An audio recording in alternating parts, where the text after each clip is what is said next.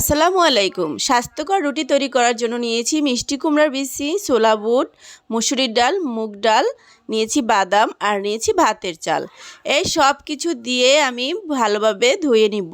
তারপরে ভিজিয়ে রাখবো 2 থেকে আড়াই ঘন্টার জন্য। যখন একটু ভিজে যাবে তারপর ব্লেন্ড করে নিব। এখন ব্লেন্ডার জারে দিয়ে দিব। তারপরে আরও কিছু দেব। এখানে আছে পেঁয়াজ, রসুন, কাঁচামরিচ, গাজর আর আছে ধনেপাতা।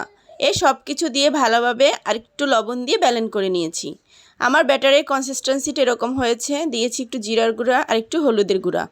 সব কিছু দিয়ে ভালোভাবে মিশিয়ে নিব। এখন একটি প্যানে অয়েল ব্রাশ করে নিয়েছি।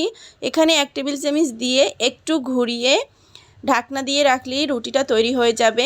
এই স্বাস্থ্যসম্মত রুটি তৈরি করতে তেমন কিন্তু কিছু লাগে না। হাতের কাছে থাকা কিছু ইনগ্রেডিয়েন্টস দিয়েই এই রুটি তৈরি করা যায়। এই ছিল সকালে ব্রেকফাস্ট। আল্লাহ হাফেজ।